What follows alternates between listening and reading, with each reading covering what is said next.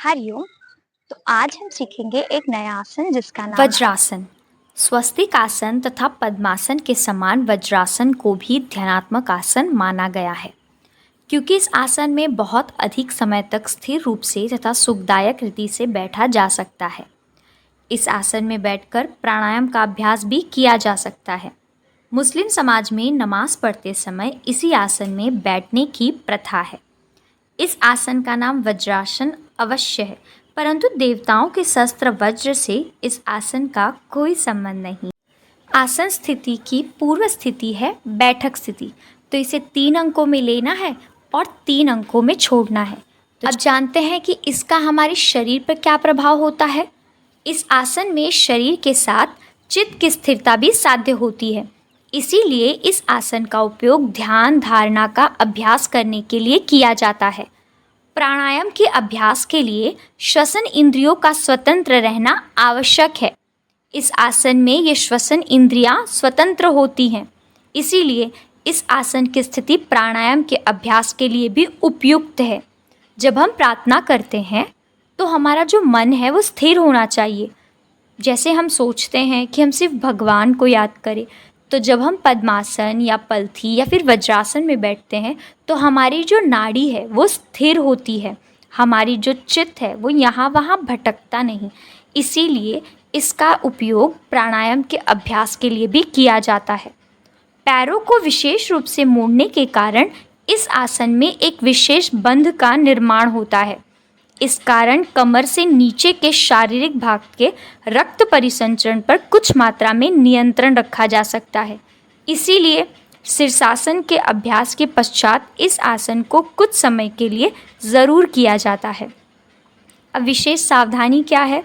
जिन व्यक्तियों की संधियों में मतलब जोड़ों में जकड़न हो तथा उनकी संधियों को सहज रूप से कार्य न करती हो, उन्हें इस आसन को सावधानी पूर्वक करना चाहिए।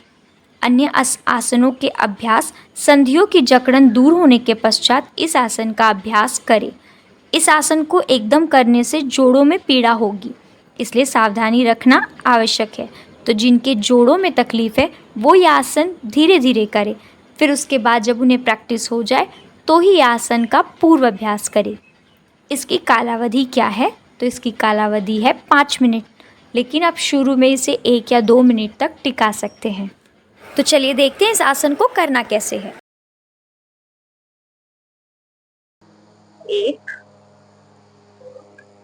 2, फिर घुटने जमीन पे और जो ये पाँव है वैसे पीछे की तरफ बैठ के हमें अपने दोनों पंजों पर बैठना है, हाथ घुटने पर, गर्दन सीधी। इस तरीके से हुआ वज्रासन। अब वज्रासन प्रकार 1 में क्या करते हैं। वज्रासन प्रकार 1 में हम अपने दोनों हाथों को पीछे करेंगे 1, 2 में अपने माथे को ज़मीन पर टिकाने का प्रयत्न करेंगे 2। जब नीचे जाएं तो सांस छोड़ते छोड़ते जाएं और नॉर्मल ब्रीथिंग चालू रखें। अब छोड़ते वक्त कमर से सीधे होंगे 1 और 2 में दोनों हाथ घुटने पर। अब हम सीखेंगे वज्रासन प्रकार 2। इसमें क्या करना है, हमारे दोनों हाथों को पेट के सामने रखना है और 2 में धीरे धीरे कमर से नीचे झुक के माथे को ज़मीन पे टिकाने का प्रयत्न करना है। जब हम नॉर्मल ब्रीथिंग चालू रखें, अब छोड़ते वक्त पहले कमर से सीधे हों 1 और 2 में दोनों हाथ घुटने पर। शुरू में वो धीरे धीरे बिल्कुल आदर्श स्थिति तक तो नहीं जाता, तो जितना आपसे होता है, जितनी आपके शरीर की क्षमता है, आपके बॉडी की कैपेसिटी के हिसाब से ही आप आसन स्थिति ले और आसन स्थिति को बहुत ही आराम से छोड़ें। निरंतर आपका योगाभ्यास जारी रखें।